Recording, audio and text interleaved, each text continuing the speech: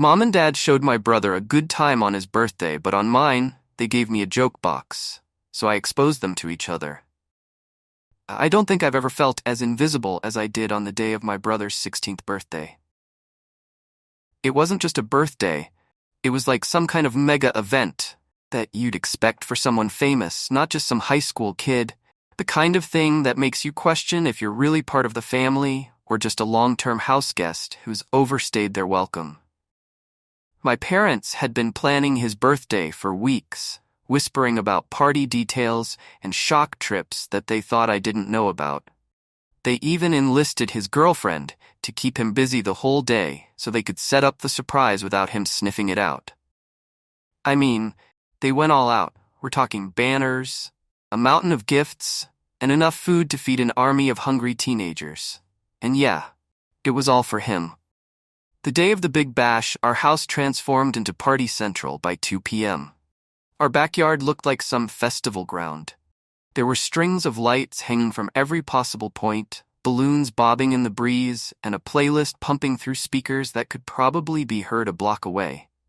They even rented one of those fancy photo booths, complete with props and a custom backdrop that read, "Happy 16th, champ." I guess subtlety was off the menu. As the guests started arriving, I hung back, trying not to get in the way.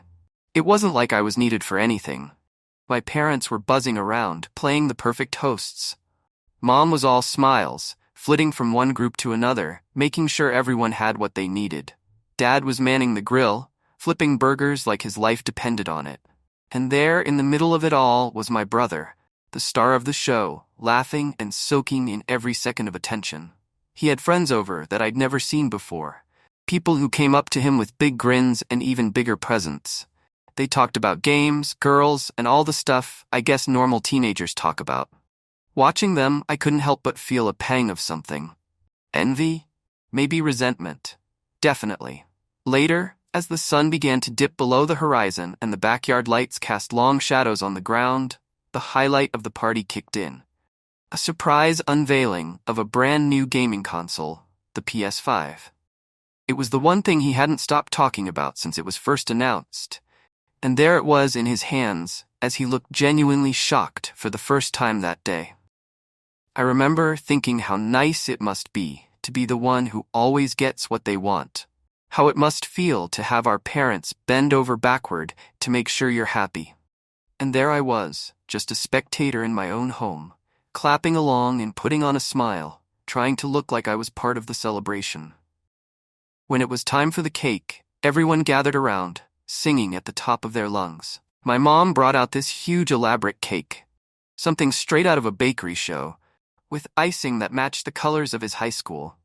My brother blew out the candles, everyone cheered, and for a moment, just a brief second, I saw my parents looking at each other with these big, satisfied smiles, like they'd pulled off the greatest thing ever.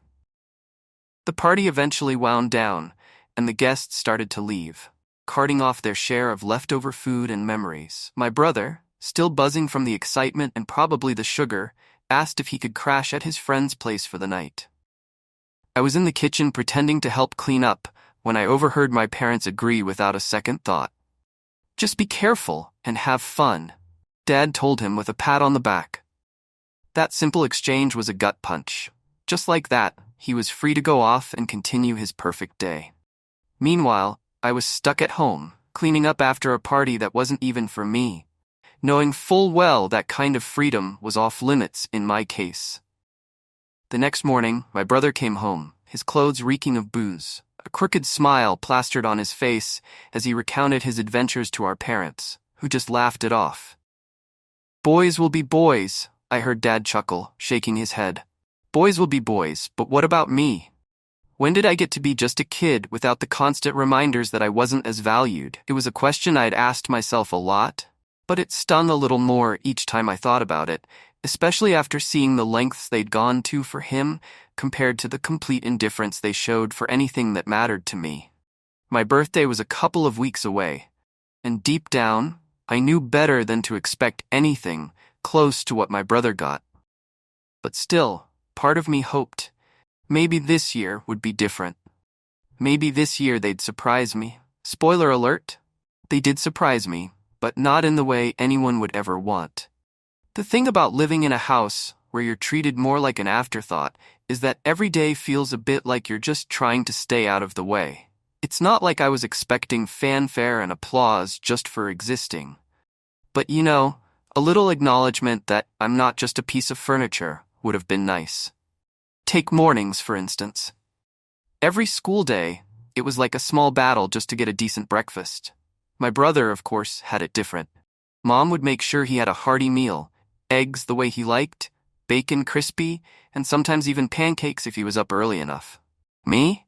I was lucky if there were leftovers, or more often just a cold bowl of cereal waiting on the counter. If the milk wasn't sour, I'd count it as a win for the day. And then there was the school drop-off. Dad would always drive my brother, saying it was on his way to work anyway. They'd chat about sports, what my brother was up to at school, his friends, the usual father-son stuff. Me? I walked. Rain or shine, didn't matter. The school wasn't ridiculously far, but far enough that walking there every morning wasn't exactly a joy, especially during winter. Dad said it was good for my health, building character and all that. Funny how those character-building exercises never applied to my brother. Homework was another battlefield. My parents always had time to help my brother with his. They'd sit with him at the dining table, going over math problems or helping draft his essays. If he was struggling, they'd sometimes stay up late, making sure he understood everything before his tests. Me? I learned pretty early that Google was going to be my tutor. Asking for help usually got me a "figure it out, you're smart enough," or a "can't you see we're busy?" So I did figure it out, mostly on my own. And let's not even start on the extracurriculars. My brother was signed up for everything he showed the slightest interest in: soccer, basketball, guitar lessons, you name it. They made sure he had a chance to explore it. They said it was about broadening his horizons and finding his passions. I asked once if I could join a drama club that met after school. The answer was a flat no. Something about not having the time to manage all those activities and how someone needed to be home to help with chores. Anyway, speaking of chores, guess who got the bulk of them? If you said me, you'd be right on the money. It was like I was the designated cleaner, dishwasher, and sometimes even cook, especially if both parents were working late. My brother? Well, his job was to keep his grades up and stay out of trouble. Apparently, everything else was too much of a distraction for his budding potential. Family outings were rare, but when they happened, they were all about what my brother wanted to do. Going to the movies meant watching whatever blockbuster action flick he was interested in. Eating out was choosing from his favorite restaurants. I can't remember a time when they asked me what I wanted to do or eat. It was like my preferences were just automatically sidelined. Even simple things like shopping for clothes turned into an ordeal. Shopping trips with my brother were these long, drawn-out affairs where my parents would fuss over him, making sure he got the trendiest outfits, the best shoes. When it came to me, it was always about being practical, choosing whatever was on sale, and hurrying up because we didn't have all day. It wasn't just the big things. It was all these little moments that added up, making it clear that in my parents' eyes, I just didn't measure up the same way my brother did. I tried not to let it get to me, tried to brush it off as just the way things were. But it's hard not to feel the sting of rejection from your own parents. I remember one evening, trying to talk to them about how I felt. I'd been gearing up for it all day, practicing in my head what I'd say. The living room seemed like neutral ground, so after dinner, I brought it up. I told them I felt like they didn't care about me as much as they did my brother. I can still hear the dismissive tone in my mom's voice as she told me I was being ridiculously dramatic and that I should be grateful for everything I had. Dad didn't say much, just agreed with whatever Mom said and went back to watching TV. That conversation ended with me feeling smaller than I had before. It was a punch to the gut, realizing that my feelings were just another inconvenience to them. Nights were the hardest. Lying in bed, listening to the quiet of the house, I'd feel this hollow sensation in my chest. It was like I was mourning something I never really had, the warmth of a family that saw me as an equal member. I'd drift off to sleep on those thoughts, wishing for a different reality where I wasn't the second choice, the backup plan, or the afterthought. But wishes were just that. Wishes.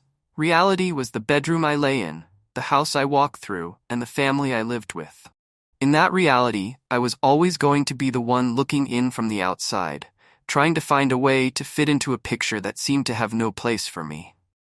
Despite the clear favoritism my parents showed towards my brother, our relationship somehow managed to avoid the typical sibling rivalry. Maybe it was because he knew deep down how unfairly I was treated, or maybe he just genuinely felt bad for me. Either way, he wasn't like the others. He didn't lord it over me that he was the golden child. Instead, he tried to make things right in small, subtle ways.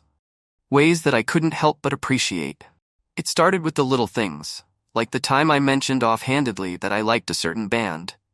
I didn't think much of it, just a comment during dinner about a song I heard on the radio. But a week later, my brother handed me a CD, the band's latest album. He'd bought it with his own money, just because he remembered I liked them. It was a simple gesture, but it meant the world to me. It was proof that someone in the house was listening, someone cared about what I liked. Then there were the late-night snacks. I wasn't allowed to stay up late, unlike my brother, who seemed to have no curfew at all. But on nights when he knew I was up studying or just couldn't sleep, he'd sneak down to the kitchen and bring back a stash of snacks, chips, cookies, sometimes even a soda. We'd sit in my room, cross-legged on the floor, munching away as he told me about his day, the good parts and the bad. Those moments, those midnight confessions, made me feel like I wasn't so alone in that house. And it wasn't just snacks or CDs. My brother had this way of including me that felt so natural, so brotherly. He'd invite me to hang out with him and his friends occasionally, even though I knew they weren't thrilled about having him, his younger sibling, tag along. But he'd insist. "Come on, it'll be fun. You'll like my friends. They're cool." And sometimes, I actually did have fun. I got glimpses of what it was like to be a part of his world, a world where I was welcomed and not just tolerated. His world was so different from mine, even though we lived under the same roof. He was popular at school, always invited to parties, always in the loop about whatever was happening. I, on the other hand, was more of a loner. I had a few close friends, but I wasn't part of any clique or group. I was just me. And most of the time, that felt like it wasn't enough. Not for my parents, not for the cool kids at school, sometimes not even for myself. But my brother never made me feel like I was less. If anything, he went out of his way to make sure I got some of the experiences I was denied by our parents. Like the time I really wanted to go to a concert. It was a school night, and I knew my parents would never let me go. But my brother, he came up with a plan. He told them he was the one who wanted to go, that it was important for some school project. Of course, they said yes to him. They always did. And then he took me with him. We lied, said I was staying over at a friend's house, but really we were at the concert, jumping and yelling to the music, just being normal teenagers for once. It was one of the best nights of my life, and it wouldn't have happened without him. He knew how much it meant to me, and he made it happen, even if it meant bending the rules a bit. That night, as we drove home with our ears still ringing from the music, I looked over at him and realized how lucky I was to have him as my brother. He might have been the favorite, but he didn't act like it. He acted like a brother should, protective, caring, and a little bit conspiratorial. Even with things as simple as sharing his gadgets and games, he was generous. When he got the new gaming console for his birthday, the one our parents had made such a big deal about, he didn't keep it to himself. He shared it with me, let me play whenever I wanted. He'd even sit and watch, giving me tips, cheering me on when I beat a level that had been giving me trouble. And when I really wanted those neon lights for my room, the ones all my friends were showing off on Snapchat, he was the one who talked our parents into it. They never would have agreed if I'd asked, but my brother, he had a way of getting them to listen, to agree to things they otherwise wouldn't. He told them it was for his room, that he wanted to try out something new with his decor. They bought it, and a week later he passed the lights on to me, winking as he said, "I don't really like them anyway, too flashy for me." It's weird, Having this dual life where in one part you're ignored and in another, you're secretly supported by the very person who's given everything you're denied. It created this bond between us, a bond that was about more than just being siblings. It was about understanding each other's struggles, about supporting each other in the ways we could. Living under the same roof but in completely different worlds had been my reality for as long as I could remember. Sure, my brother threw me scraps of normalcy every now and then, like sharing his gaming console or sneaking me out to concerts. But those moments, as precious as they were, couldn't completely shield me from the bitterness that was brewing inside me. It was like every kind gesture from him was just a reminder of what I wasn't getting from my parents. Each act of sibling solidarity was just a patch on the gaping hole of neglect I felt from the two people who were supposed to care about me the most. It wasn't fair, and that unfairness began to ferment into something dark and heavy, a resentment that settled in the pit of my stomach, growing heavier with each passing day. The whole thing might sound petty to someone on the outside. I had a roof over my head, didn't I? Food on the table, clothes on my back. But it's hard to explain how deep the hurt goes when the very people who brought you into this world treat you like you're a permanent guest in their lives, not a family member. And not just any guest. A tolerated one at best. As my 15th birthday approached, the weight of my parents' indifference was especially crushing. I was another year older, another year stuck in this emotional limbo, and I couldn't help but think back to my brother's 16th birthday. The big party, the laughter, the way our parents had looked at him with so much pride and joy. Would I ever get that from them? A part of me knew better than to hope, but there was another part, a stupid, stubborn part, that wanted to believe this year might be different. I remember lying in bed the night before my birthday, staring at the ceiling and listening to the quiet of the house. Everyone was asleep, but I was wide awake, my mind racing with a mix of hope and dread. What if they surprised me this year?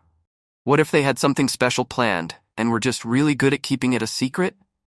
Yeah, right, my inner cynic snorted at the thought.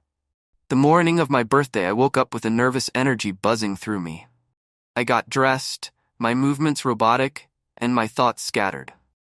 I made my way downstairs, the smell of coffee and the sound of morning news drifting from the kitchen. My parents were there, acting like it was just another day. No happy birthday, no smiles, just the usual morning routine. I poured myself a bowl of cereal, the milk thankfully not sour today, and sat at the table, trying to gauge their moods. They seemed relaxed, chatting about some trivial thing or another.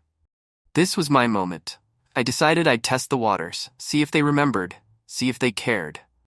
I was thinking, I started, my voice steady despite the jittery feeling in my stomach. Since it's my birthday, maybe I could go hang out with Jess after school? She planned something small, just a few friends.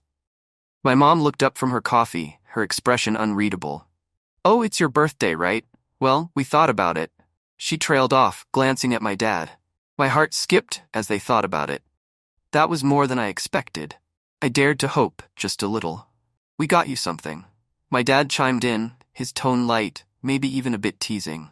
He got up and left the room, only to return a minute later with a large box wrapped in shiny happy birthday paper. My name was scrolled across it in bold letters. My heart was pounding as he set the box down in front of me. This was it.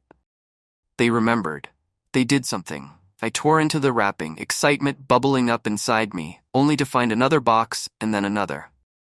Each box was smaller than the last, a Russian nesting doll game that left me more puzzled with each layer. Finally, the last box, small enough to fit in the palm of my hand, came into view. I opened it, my fingers trembling slightly, only to be met with a burst of glitter that flew up into my face, a glitter bomb.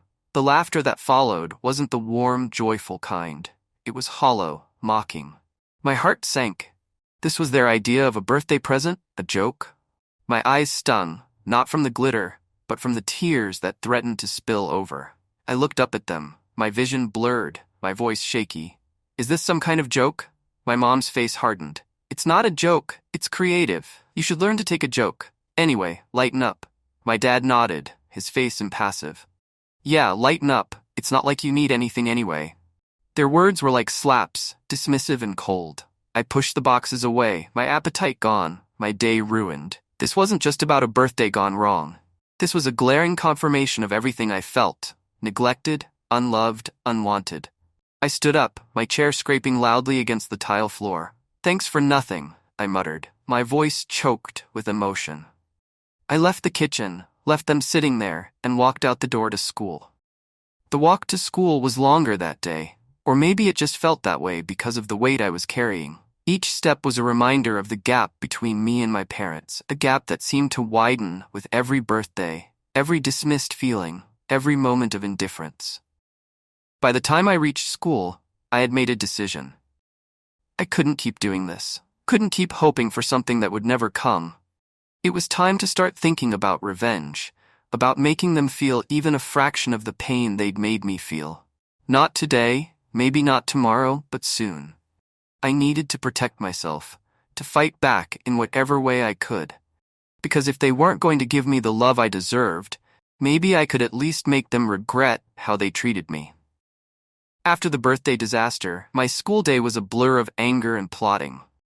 Each class was just background noise to the thoughts racing through my head. How could they? Why would they? The hurt from the glitter bomb fiasco was deep, but it sparked something in me, a fiery resolve I hadn't felt before. I was done being the victim. By the time the final bell rang, I had a plan. Not fully formed, maybe a bit reckless, but it was a plan nonetheless. I wasn't going to let them off the hook this time. They needed a wake-up call, and I was more than ready to be the alarm. Walking home, I rehearsed what I would say, how I would confront them. My heart pounded with a mix of nerves and excitement. This wasn't just about revenge. It was about claiming some respect, some acknowledgement of the pain they'd caused. I got home to find the house unusually quiet. My parents were both there, which was rare, given their usually conflicting schedules. They were in the kitchen, looking like they were gearing up to start dinner. Perfect timing. "Hey," I started, my voice steady despite the butterflies doing acrobatics in my stomach. They both turned, surprise etched on their faces. Probably didn't expect me back so soon. "We need to talk," I said, closing the door behind me with a click that sounded like a gunshot in the silence. They exchanged a look, a silent conversation that I wasn't privy to, but I didn't care. I was going through with this. "What's on your mind?" my dad asked, his tone cautious. I took a deep breath. This was it. "I'm tired," I began, my words clipped. "Tired of being treated like I don't matter, like I'm less important than him." I gestured vaguely upstairs where my brother was probably holed up in his room. My mom's expression hardened. "Here we go again. Always so dramatic." "No," I cut her off, my voice sharper than I intended. "Not this time. You don't get to dismiss me. Not today." I locked eyes with her, holding her gaze to show I meant business. I deserve better than a glitter bomb for my birthday. I deserve better than being an afterthought in my own home. And I'm sick of it. Sick of all of it. The words tumbled out, fueled by every ounce of hurt and resentment I'd stored up over the years. There was a tense silence. Then my dad sighed, running a hand through his hair. "We thought it was funny. We didn't mean anything by it." "Funny?" I scoffed. "Is that what you think this is about? A bad joke?" I shook my head, disbelief coloring my tone. "This is about how you treat me every day, how you've always treated me." My mom crossed her arms, defensive. "We provide for you, give you everything you need. You're just ungrateful." "Ungrateful?" The word hit me like a slap. Ungrateful for what? Being ignored? Being second best? I laughed, bitter and hard. "Yeah, I'm real ungrateful." The air was thick with tension, each of us caught in a standoff. I could see the confusion, maybe even a hint of guilt, in their eyes. But I wasn't done. Not yet. "And you know what?" I continued, the words coming easier now. "I've kept secrets too, like the time I caught Mom kissing one of Dad's friends at my brother's basketball game. Remember? Remember that?" I watched the color drain from her face, watched as my dad's confusion turned to shock. "What are you talking about?" my dad asked, his voice low, dangerous. "Oh, it happened while you were both so busy being perfect parents to him. Your wife was making out with another man. How's that for family values?" My mom's mouth opened and closed, but no words came out. She looked to my dad, who was staring at her with an expression I couldn't quite read. "And Dad?" I turned to him, my gaze cold. Let's not forget the adult movies I found on the computer last week. Really educational stuff, you know, great for a school project. Now it was his turn to go pale. That's enough, he said, his voice tight. You have no right. I have every right, I snapped back. You made me feel like I have no place here, so why should I play nice? Why should I keep your secrets when you can't even remember my birthday? The room was spinning with accusations and hurt feelings, a toxic cloud that had been brewing for far too long. I had laid everything out, all the cards on the table, and it felt terrifying, exhilarating, and terrifying. Then I laughed like a maniac and ran out of the house. I still remember the shocked expressions after what I said. Now I'm at school, and I'm really scared of going back home. And even though the thought of what they might do after I revealed those things is scary, my anger is still not satisfied. I want to hurt them even more. Should I just not go back, or should I talk to my brother and ask for his help? Maybe I should actually just go all the way and plot my revenge for all the times they treated me like crap, and just be done with it. After all, it's a guarantee that I'm going to be punished for my behavior. So why not do more harm and then get punished? Or maybe I should keep my mouth shut and just try to get through 3 more years of hell, focus on getting into a good college and building my own life. Update 1. Hey everyone. I really can't thank you enough for all the support and good vibes you've sent my way through your messages and comments. It's been a bit of a lifeline during what's easily one of the toughest times I've faced. I haven't updated sooner because honestly things have just been way too much, and up until recently, I didn't even have access to my phone. Let me backtrack a bit and fill you in on the chaos that's been my life lately. After my last post, I came home to find out that my parents had a huge blow-up. My brother, who was home at the time, filled me in because by the time I got there, the storm had already hit. My dad had been harboring suspicions about my mom having an affair, and something I accidentally let slip ended up being the last piece of the puzzle he needed to confirm his fears. That night, my dad didn't come home, and my mom was livid. In her anger, she took it out on me, grounding me indefinitely and confiscating my phone, effectively cutting me off from everyone. She was so furious she even banned my brother from helping me out and threatened to take his phone too if he tried to pull any stunts to aid me. Despite the severity of the lockdown, thankfully she didn't get violent, but I was pretty much left to stew in minimal contact with the outside world. Fast forward to now, I just got my phone back after what felt like an eternity. My dad decided to move out a few days back, saying he needed space to think things through, which has just added to the already heavy and gloomy atmosphere at home. After some time to reflect, I realized that plotting revenge or any kind of payback was just going to make things worse for me. Being isolated from everyone for over a week made me see that any more punishment from their side could really break me. So I've decided to just keep my head down and try to get through the rest of high school as quietly as possible. Many of you reached out through DMs, and I'm sorry I couldn't respond sooner. Everything felt like it was crashing down, and I was barely keeping it together. The escalation at home was unbearable at times. My parents' arguments turned frequent and highly volatile, often breaking the silence of the night. It got so bad that there were nights when I was genuinely scared, sneaking into my brother's room where we'd both plug into the same pair of headphones, blaring music just to drown out the noise of their fighting. Now, with my parents living separately, there's this strange, tense quiet that's almost as bad as the arguments I overheard. My mom is saying she's putting off the divorce because she thinks fighting for custody would be too much hassle, especially since my brother and I are close to becoming adults. They're planning to wait until I turn 18 to legally separate, which isn't too far off, but it feels like a lifetime away when every day is strained. I'm not even sure how to feel about all this. On one hand, it might mean fewer explosive fights, but on the other, it feels like my family is just disintegrating before my eyes.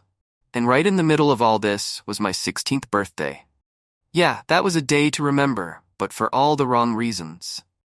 It's a birthday I won't forget, not because it was special, but because it marked the realization that nothing's going to be the same. It's tough, not going to lie. Some days are harder than others, and sometimes I feel like I'm just going through the motions, waiting for a day when things might start to look up. But sharing this with you all here helps. Makes me feel less alone, knowing there are people out there who, even though we've never met, genuinely care and understand. I'll keep you all updated as things hopefully start to improve, or at least stabilize. For now, I'm just trying to focus on the positives, like planning for my future and trying to find moments of normalcy amid the chaos. Thanks again for sticking with me through this. Your words of encouragement have been a huge comfort. Here's hoping I'll have some better news to share next time.